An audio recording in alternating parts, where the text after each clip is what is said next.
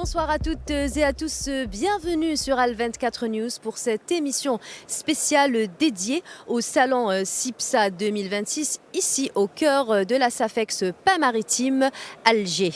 Pour cette toute première journée, nous allons explorer les innovations agricoles et agroalimentaires, les opportunités d'investissement et les perspectives pour le secteur agro-industriel en Algérie et surtout dans la région. Nous avons le plaisir de recevoir sur ce plateau monsieur docteur Belmihoub Mohamed Cherif, expert en économie, ainsi que monsieur Brahim Zitouni, vice-président du groupe de réflexion Filaha Innov. Merci messieurs d'être avec nous et d'avoir accepté notre invitation. C'est nous. Alors, nous allons commencer par discuter un peu des enjeux et surtout des premières impressions de cette toute première journée du salon. Je vous donne la parole, monsieur Belmihoub. Merci pour cette invitation d'abord. Écoutez, comme tout événement de cette nature, un salon, c'est comme ça se passe dans tous les pays du monde. Un salon, c'est le lieu de rencontre, c'est le lieu de débat, c'est le lieu de discussion, c'est le lieu de la communication. Et donc sur ce plan, je pense que la matinée d'aujourd'hui a été très très riche en événements. D'abord, il y avait un aspect assez institutionnel d'inauguration officielle. Et puis par la suite, on a constaté qu'il y a du monde dans les stands, il y a des gens qui visitent, il y a des rencontres qui commencent à s'organiser. Et donc, je pense qu'un salon, le propre d'un salon, c'est pas uniquement de vendre, mais aussi de débattre. Et moi, personnellement, je suis ici beaucoup plus au titre du GRFI, groupe de réflexion Filaha Innov, pour débattre d'un certain nombre de questions dont le débat va s'étaler tout au long de ce salon. Et donc, moi, je tire un profit de ces rencontres, de rencontrer des collègues, de rencontrer des agriculteurs, des investisseurs, algériens et étrangers, de débattre de questions très, très importantes pour notre pays, sur la question de la sécurité alimentaire, des innovations dans le domaine agricole, et puis beaucoup aussi sur la situation climatique aujourd'hui, parce que l'agriculture est très très directement affectée par ces changements climatiques. Donc il y a un tas de sujets qui m'inspirent parfois, qui m'interrogent, qui m'interpellent aussi en tant que citoyen et en tant qu'analyste de l'économie. Donc je suis satisfait pour cette première journée. Parfait.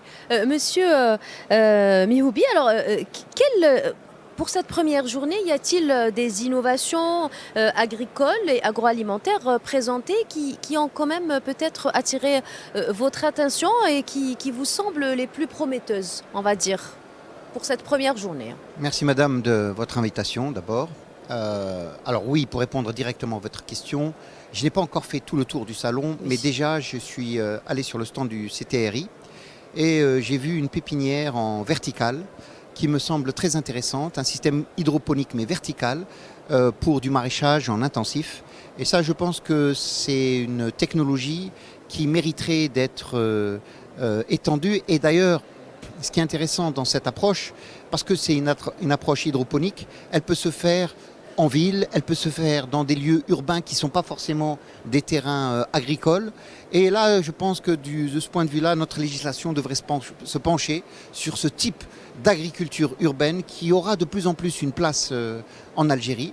D'autant que cela a un autre avantage, c'est que cela rapproche la production maraîchère des villes. Ça peut être une excellente solution pour alimenter les villes en maraîcher. Et je crois que ça, c'est une idée qu'il faut absolument encourager. J'ai aussi visité rapidement le village des startups. Et là, j'ai pu remarquer deux choses. Premièrement, un procédé de transformation de lait de chamelle en poudre de lait. Je trouve que c'est une innovation extrêmement intéressante. La deuxième innovation qui me semble de la même nature, c'est la transformation des pois chiches, des légumineuses de façon générale, en extrayant les protéines végétales qui y sont, et ça peut remplacer par exemple le lactosérum ou les matières protéiniques dans les laits infantiles. Et vous savez que l'année dernière nous avons eu un débat, y compris au niveau gouvernemental, pour produire du lait infantile. Or, ce type de technologie nous permet de réaliser des laits infantiles qui sont des alternatives à des solutions classiques. Donc une première journée qui apparaît très prometteuse pour ce salon. Absolument, riche en innovation, et on voit bien que cette jeunesse, elle est inventive, et je crois que c'est tout à l'honneur du salon CIPSA d'y avoir fait je crois que c'est la 6e édition du du village des Voilà, startups. parce que c'est la 24e édition du salon Et la 6e pour les startups, et ça prend de plus en plus de place, et tant mieux. Monsieur Belmé, vous vouliez rebondir sur ce point? Oui, je pense que l'agriculture d'aujourd'hui, l'agriculture moderne, les défis qui nous attendent, c'est dans la recherche-développement, dans l'innovation. Je pense là, on n'a pas été assez engagé dans ces démarches dans notre pays. Et je pense là, il faut prendre conscience que tout développement ne peut se faire que par la recherche-développement. Et l'agriculture en particulier, parce que l'agriculture traditionnelle, l'agriculture vivrière, l'agriculture de nos parents, elle est finie, elle ne peut pas satisfaire aux exigences d'aujourd'hui, parce que la demande en produits alimentaires croît de façon exponentielle, au moins par le fait démographique et par le même phénomène observé. Les terres sont de moins en moins fertiles parce qu'on a utilisé de façon intensive ces sols. Et aujourd'hui, il faut réfléchir pour que ces sols continuent à être exploités et les rendements augmentent plus que ce qu'ils l'ont été depuis maintenant les dernières années. Donc là, c'est un vrai challenge pour notre économie, pour notre développement économique. Et la solution, elle est dans l'innovation. Alors nous allons un peu parler du GRFI. Donc vous êtes vice-président tous les deux. Et alors expliquez-nous un peu comment le GRFI accompagne-t-elle les entreprises du secteur agro-industriel pour tirer parti justement de ce type de salon dès sa première journée. Alors d'abord, quelques mots sur le groupe de réflexion Philahinov. C'est un groupe qui a été fondé il y a une quinzaine d'années par le président Ben Semen, qui était issu déjà d'un mouvement autour des vétérinaires. Et donc c'est ce mouvement associatif autour des vétérinaires qui a donné le GRFI, le groupe de réflexion Philahinov, qui aujourd'hui est à quasiment sa 15e ou 16e année de réflexion. L'objectif principal du groupe de réflexion Philahinov est de réfléchir sur les politiques publiques, sur les lois. Et vous savez qu'aujourd'hui, il y a des avant-projets de loi aussi bien sur l'agriculture que sur l'élevage et le pastoralisme qui sont en discussion. Et le GRFI apporte son expertise au niveau de ces politiques publiques. Par ailleurs, le GRFI n'a pas pour objet social d'accompagner des entreprises. Nous pouvons mettre en contact des innovateurs avec des entreprises. Nous pouvons jouer un rôle de rapprochement par notre connaissance fine de l'environnement agricole. Mais vraiment, nos missions premières, c'est des missions autour des réflexions de tout ce qui touche à l'agriculture, de la terre à l'assiette. C'est-à-dire qu'en réalité, y compris la question alimentaire, les questions de souveraineté alimentaire, à un niveau régional. Donc, si vous voulez, c'est une sorte de groupe de réflexion qui réfléchit l'ensemble des problèmes transversaux dont l'agriculture est le lieu par excellence. Monsieur Belmehoub, de par votre expérience, si vous aviez des messages justement à transmettre à ces jeunes entrepreneurs agricoles présents ici au salon, quels seraient les principaux messages? Écoutez, le principal message, c'est de donner de l'espoir. Sans ça, personne ne sortira de la maison le matin. Et donner de l'espoir, il ne faut pas que ça soit un discours, il faut que ça soit du concret, que ça soit porté par des institutions, que ça soit porté par des associations. Et d'ailleurs, pour revenir un peu sur le GRFI, c'est un club. Il fonctionne comme un club. C'est des personnes qui viennent d'horizons diverses et qui sont rencontrés, qui débattent entre eux. Et le président Ben Semen lui a donné un statut d'ailleurs où l'aspect commercial n'existe pas, l'aspect profit n'existe pas. C'est une fondation. Et donc nous travaillons beaucoup avec les jeunes, nous travaillons avec les investisseurs, mais nous ne sommes pas un cabinet conseil. Donc on n'a pas une vocation à facturer des prestations. Nous diffusons le savoir-faire qui existent. Nous organisons régulièrement des rencontres. Nous invitons des investisseurs, des exploitants à venir débattre avec nous dans notre siège. Donc, notre rôle, c'est à ce niveau-là, nous n'avons pas la prétention d'être un centre de recherche non plus. Il y a des centres de recherche avec qui nous travaillons. Et parmi les membres du JRFI, il y a des chercheurs, il y a des investisseurs. Et donc, notre objectif principal, c'est de diffuser ces savoir-faire, ces innovations et de vulgariser. Parce que parfois, le passage du laboratoire à la ferme n'est pas évident. Donc quand on peut jouer ce rôle, on le fait par la vulgarisation, par la publication de rapports, par la diffusion de documents très didactiques. Et peut-être ce rôle est important pour nous parce que cet intermédiaire n'est pas toujours, contrairement à ce qu'on peut penser, n'est pas toujours évident. Et tout à l'heure, dans un débat que nous avons eu dans la maison Al Jazeera, quelqu'un nous a dit oui, tout ça c'est bon, mais attention, le terrain c'est autre chose. Et donc nous travaillons dans ce sens pour vulgariser, pour aider. Au sein de JRFI, il y a une mission aussi, celle de primer les meilleures innovations. Il va y avoir, je crois, un concours bientôt. Enfin, on va décerner des prix le jeudi. Donc, il y a une compétition. Jour du salon. Oui. Il y a une compétition qui est organisée, très saine, son caractère profitable. C'est des jeunes qui viennent avec des idées de toute l'Algérie, même d'ailleurs de l'Afrique. Il y a beaucoup de candidats cette année qui sont venus d'Afrique. Et ça, c'est bien. Moi, je pense. La compétition portera sur quoi exactement ? Il y a de tout. Hein. Là, franchement, la liste est longue. Il y a plus de 70 candidats. Plus de 110 candidats. Oui. 110 candidats et 20 ont été retenus sur le... Voilà. Enfin, ça va de tout, de l'irrigation à la gestion de l'observation. Ah oui, des abeilles qui surveillent, des abeilles qui surveillent les incendies dans les forêts. Parfois, des trucs qu'on découvre. Les jeunes, ils ont vraiment des idées franchement, là, ultra innovantes. Des choses formidables sur les matières premières à créer, à transformer, sur la pharmacologie. Franchement, c'est très difficile de vous donner une liste parce que le spectre est tellement large qu'il y a de tout, voilà, pour résumer. Donc nous allons attendre le jeudi avec impatience, on va dire. Ah oui, absolument. Non, franchement, c'est bien. Et il faut que ça continue, il faut qu'il y ait d'autres JRFI, attention. Nous ne voulons pas avoir le monopole pour ces choses. Nous voulons qu'il y ait d'autres clubs, d'autres associations qui viennent un peu jouer ce relais à la fois dans la diffusion que dans la motivation des jeunes autour de projets innovants. Et ça aussi, je pense qu'il faut qu'à un niveau de nos institutions qu'on comprenne cet enjeu de la diffusion, de la vulgarisation pour mettre des budgets en place. Les budgets uniquement pour subventionner un secteur ou pour subventionner les achats des équipements, tout ça est utile. Mais il faut aussi qu'il y ait des moyens financiers de l'État pour vulgariser, pour aider les exploitants qui sont parfois de loin d'Alger et qui ne sont pas informés de ce qui se passe dans le domaine agricole.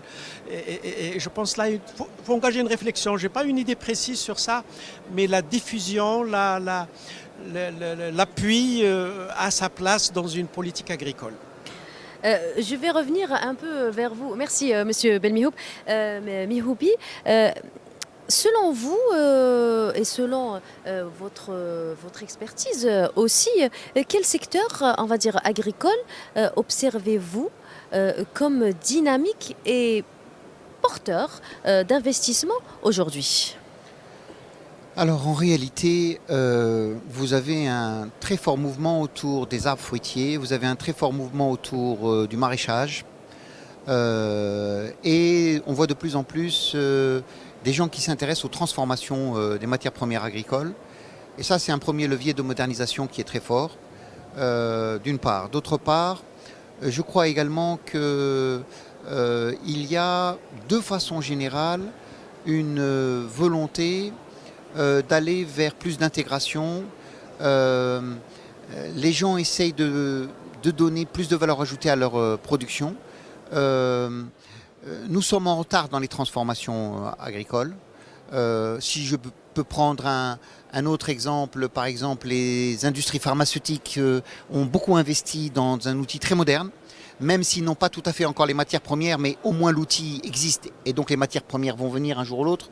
Là, nous sommes un peu à l'inverse. Nous avons dans certains secteurs beaucoup de matières premières et l'outil de la transformation n'est pas encore au point. Il y a par exemple un secteur qui par contre fait très bien, c'est le secteur de la tomate industrielle où vous avez une production de tomates formidable, un secteur de la transformation industrielle très moderne et là ça devrait être un exemple pour l'ensemble des autres filières, essayer de s'organiser de la façon dont la tomate industrielle s'est organisée. Calquer un peu le même modèle économique. Oui, d'autant que les fruitiers et toutes les productions fruitières peuvent fonctionner sur les mêmes usines qui existent aujourd'hui pour la transformation de la tomate, qui est un fruit. Et donc, on pourrait peut-être réfléchir à des convergences qui autoriseraient, si vous voulez, un certain nombre de producteurs de fruitiers de faire des conventions avec des industriels de la tomate et faire des concentrés de fruits. On pourrait parfaitement le faire, c'est exactement les mêmes technologies, on n'a besoin d'aucun autre investissement et je pense que ça c'est un facteur d'intégration, d'autant que les usines de transformation de tomates industrielles, pour des raisons qui sont liées à la récolte de la tomate, travaillent sur 45 jours, 2 mois et le reste de l'année, les capacités d'évaporation ne sont pas utilisées alors que la production fruitière est allée dans le temps et donc là on pourrait avoir un levier vraiment formidable de progression. Monsieur Belmiloud, peut-être vous vouliez rajouter quelque chose à ce que vient de développer monsieur. C'est une question importante, la question de l'intégration. Vous savez, traditionnellement, on part de la matière première et on va dire qu'est-ce que je peux faire avec cette matière première.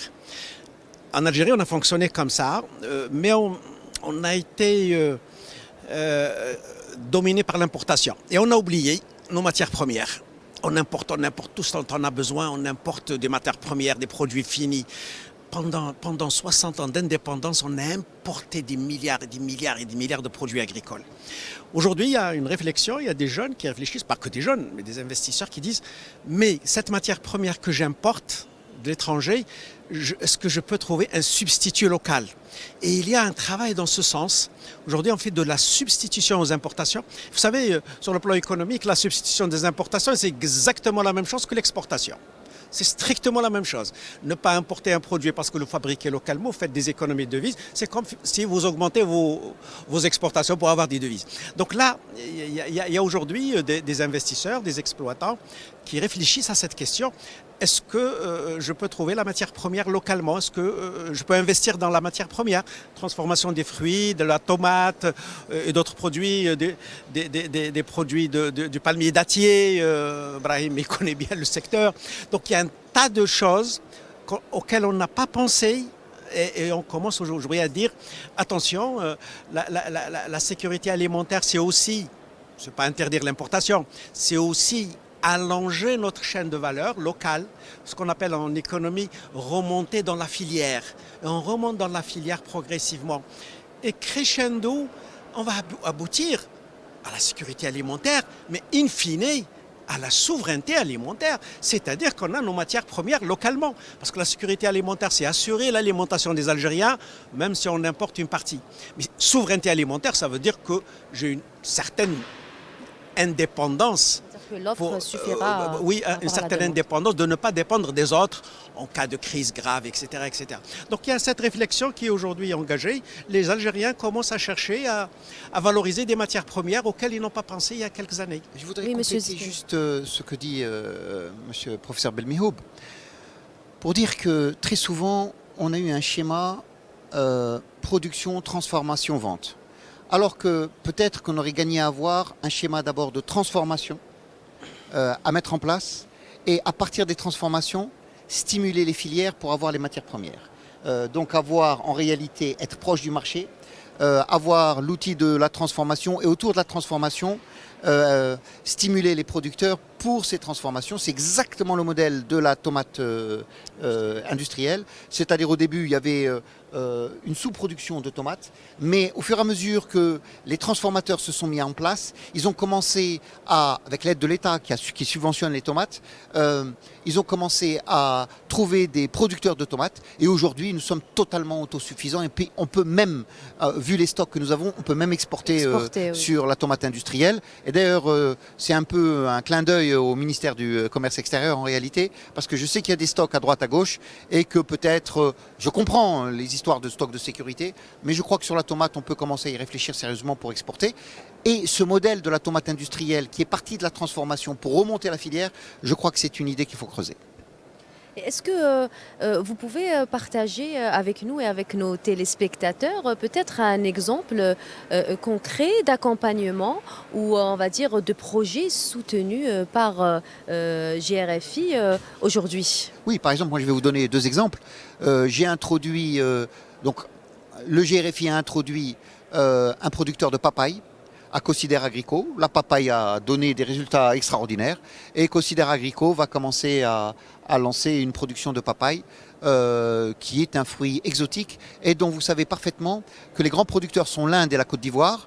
La papaye est un fruit qui, lorsque vous le détachez de l'arbre, mûrit immédiatement et donc il y a un problème de mise sur le marché.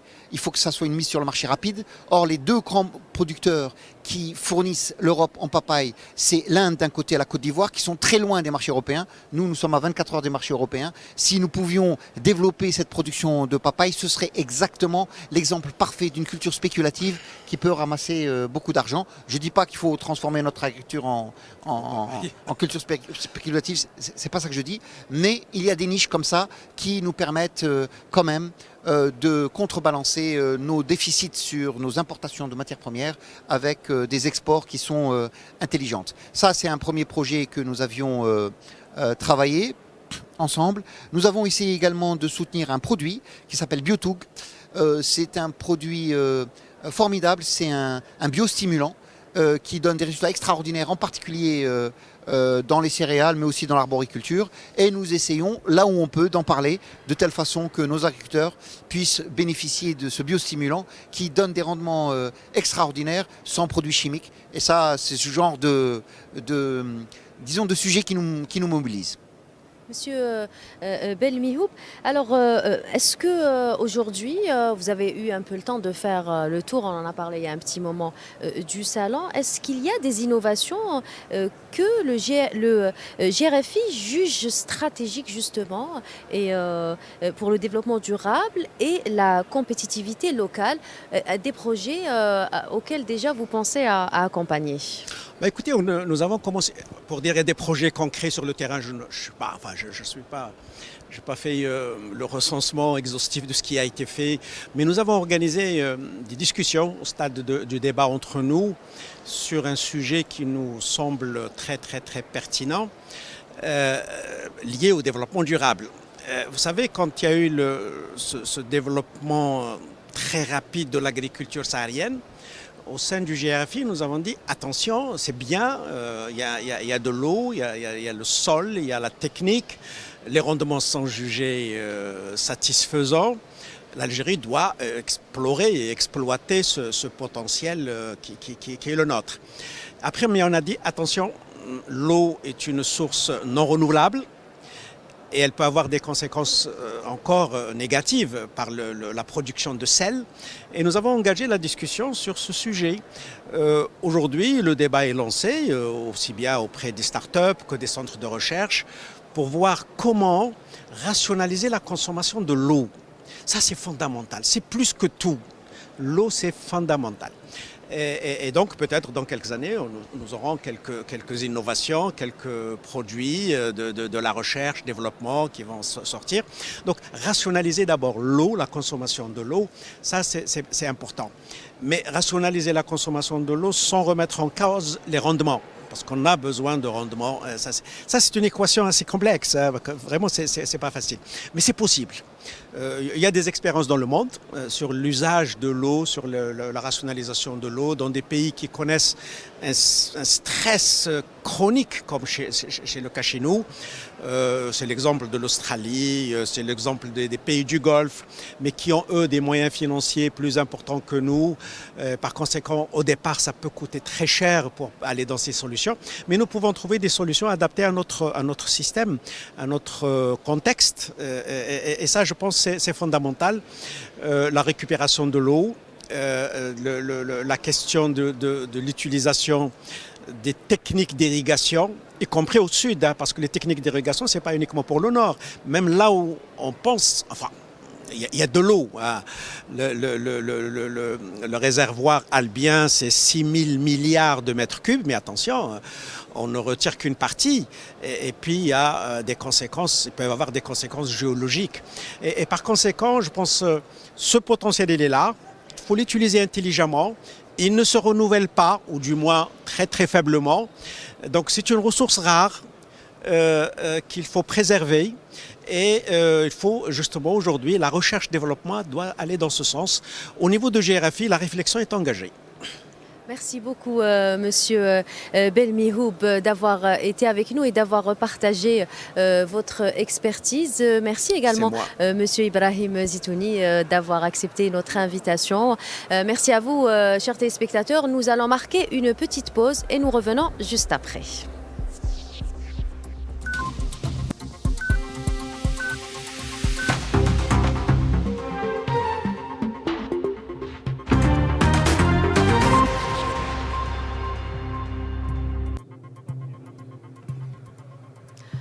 Rebonsoir à toutes et à tous, bienvenue dans cette deuxième partie de l'émission spéciale consacrée au CIPSA 2026, ici au cœur de la SAFEX des Pins Maritimes Alger. Alors, docteur Amin Benseman, président du CIPSA et du GRFI, vient de nous rejoindre. Bonsoir, monsieur Benseman, merci d'avoir accepté notre invitation. Bonsoir à Al24 et on vous remercie de nous avoir invités pour cette édition exceptionnelle du CIPSA. Merci à vous, Monsieur Zitouni. Vous êtes parmi nous pour cette deuxième partie de l'émission. Alors, nous avions évoqué en première partie de l'émission les premières impressions et un peu les quelques projets de cette première journée. Nous allons maintenant nous intéresser beaucoup plus aux perspectives plutôt économiques et surtout les opportunités d'investissement dans l'agroalimentaire. Monsieur Benseman, pour cette première journée, quels critères le GRFI considère-t-elle pour identifier les projets agricoles et agro-industriels les plus prometteurs en tant que président et surtout président du CIPSA et président du GRFI? Merci beaucoup. Alors, cette édition est quand même, comme je vous l'ai dit, un peu exceptionnelle. Et c'est une édition qui rassemble beaucoup de potentialités et beaucoup d'idées innovatrices concernant effectivement les sujets, les thématiques sur lesquelles ce salon a été placé, en particulier la thématique de la modernisation de l'agriculture. Et cette thématique, nous avons bien sûr bien étudié depuis une décennie au niveau du GRFI Filahainov. On a parlé de modernisation depuis 2008, avec pas mal de... Et donc, si vous voulez, cette thématique vient à point nommé, parce qu'à chaque année, ça vient à point nommé dans le contexte politique actuel et que le gouvernement a mis tous les moyens pour que l'agriculture soit prioritaire pour la sécurité alimentaire de notre pays, en même temps prioritaire dans la modernisation. Et moderniser l'agriculture est un des objectifs principaux du GRFI depuis très longtemps. Ce salon regroupe effectivement toutes ces potentialités qu'on peut avoir dans différents secteurs de l'agriculture, et c'est pour cela que je pense que cette année, c'est une année vraiment exceptionnelle qui va retracer un point de convergence de toutes les idées qu'on est en train de développer dans ce groupe de réflexion. Est-ce que vous vouliez rebondir, Monsieur Zitouni? Oui, pour répondre à votre question très précisément, je pense qu'il y a beaucoup de choses à faire dans la culture algérienne. Je vais vous donner quelques exemples. Nous sommes sous-équipés en froid, des chaînes de froid, et nous avons un pays continental, nous avons un pays très grand, chaud, et donc les chaînes de froid doivent jouer un rôle beaucoup plus important qu'elles ne font. Les plateformes logistiques sont aussi un secteur qui est sous-investi. Il nous faudrait beaucoup plus de plateformes logistiques. La question des mercuriales et de la distribution de manière générale.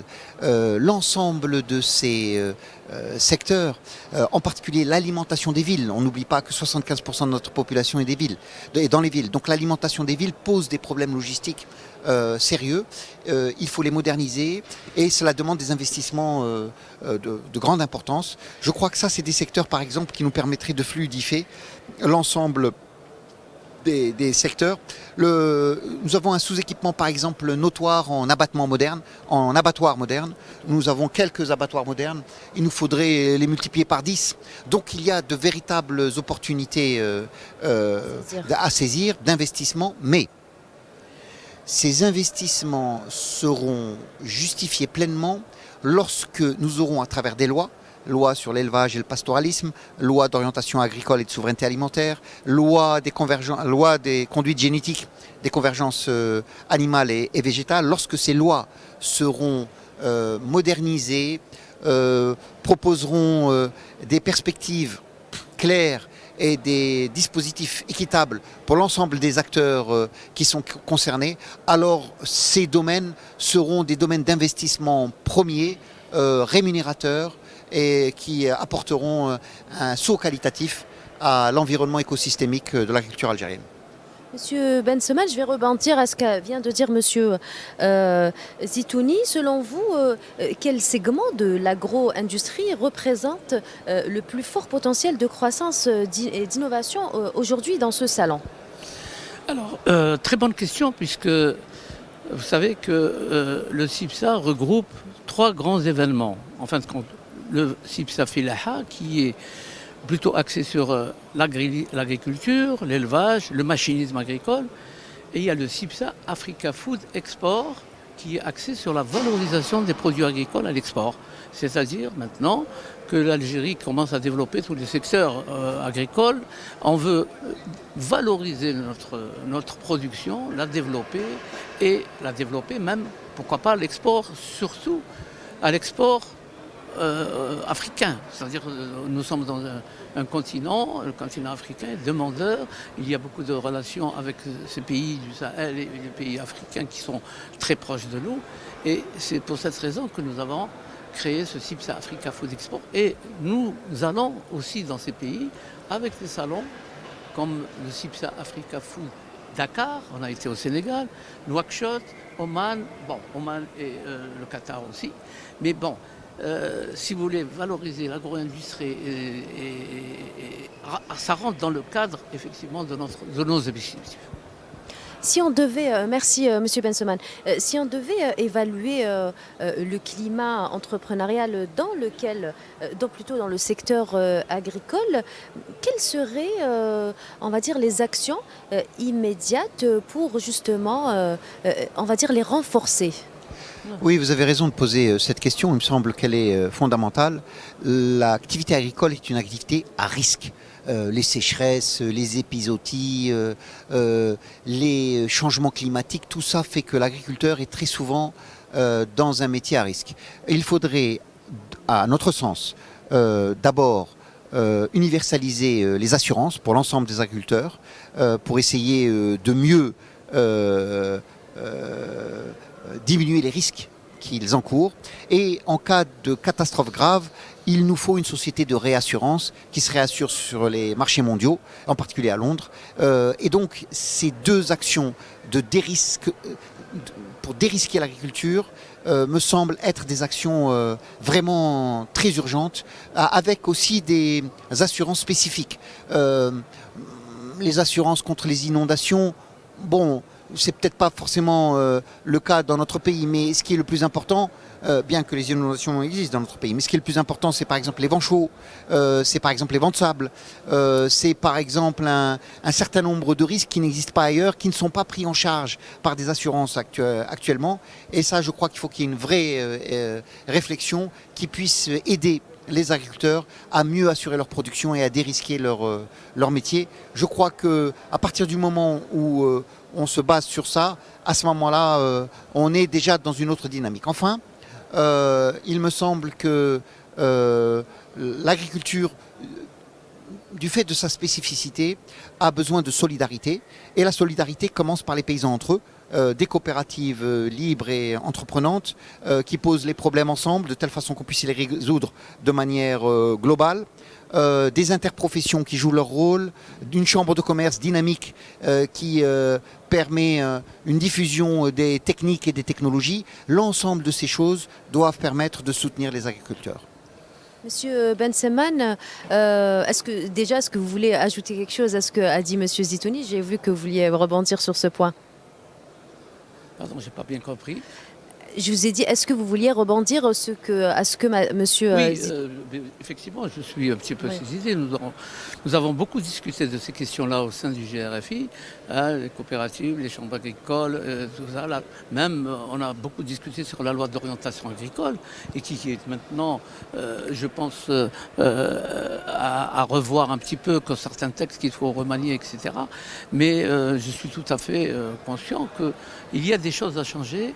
Effectivement, dans l'organisation de ces coopératives, de ces interprofessions, de ces chambres agricoles, etc., qui, en fin de compte, ne répondent vraiment pas maintenant aux besoins qu'on est en train de développer pour la moderniser. Il faut l'ouvrir, il faut vraiment l'individualiser et devenir un secteur qui soit dynamique et plus conséquent. Justement, on peut dire que le CIPSA permet tout de même de détecter plusieurs opportunités d'exportation pour les produits innovations agricoles algériens. Donc je pense que... Alors oui, on peut toujours réfléchir en exportation.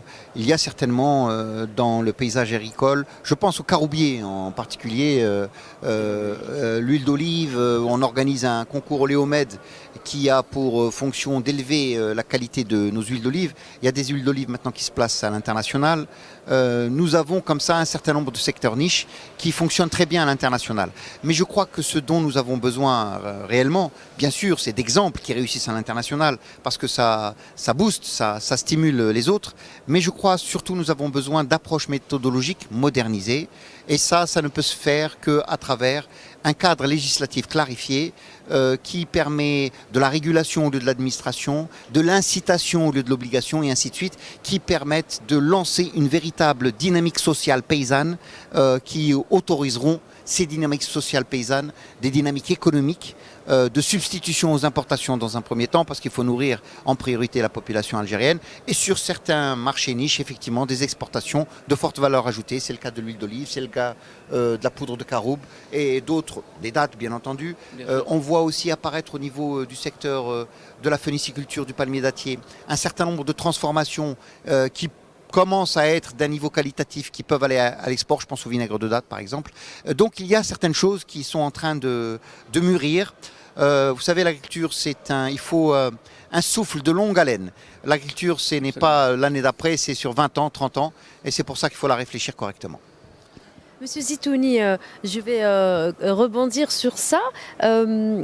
Quelles innovations agricoles et agroalimentaires aussi présentées aujourd'hui lors de cette toute première journée du CIPSA vous semblent les plus marquantes?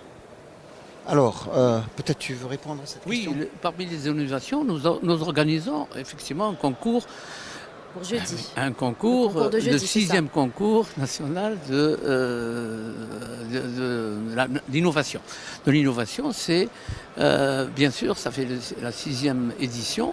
Et à travers les startups qui s'orientent vers ces projets-là, nous avons un village des startups qu'on organise chaque année au CIPSA. Et là, vous allez voir, il y a des projets vraiment qui sont structurants, qui innovants. Et je pense à un projet qui est extraordinaire et qui a reçu un certain prix, qui est aussi le projet PIPRO, hein, PIPRO, Oui, Pipro, oui. qui valorise la protéine végétale au lieu de la protéine animale, c'est-à-dire on peut remplacer la protéine. Vous en parlez en première partie de le projet de l'émission, oui. PIPRO, oui, effectivement. Oui, on est d'accord. Très intéressant, on est d'accord sur ce principe qu'il y a des projets qui sont très intéressants pour le développement de l'innovation de l'agriculture. Et c'est à travers ces jeunes et ces startups qu'on voit l'évolution de l'agriculture, disons, intelligente et agriculture moderne. Monsieur Bensoman ou encore Monsieur Zitouni, comment GRFI intègre-t-elle les nouvelles technologies et la digitalisation dans ses stratégies dès le lancement du salon? Oui, alors si vous permettez, Allez-y. en réalité, la digitalisation, ce ne sont pas la digitalisation des objets, des tracteurs et autres systèmes d'irrigation. Ça, c'est de la technique. Ce qui nous mobilise au sein du GRFI, c'est un système algorithmique de souveraineté alimentaire qui nous permettrait de bien tracer l'ensemble des flux de nos productions agricoles. Et je crois que pour passer à une modernité dont vous parlez au niveau de l'agriculture, c'est la modernisation et la transparence des flux.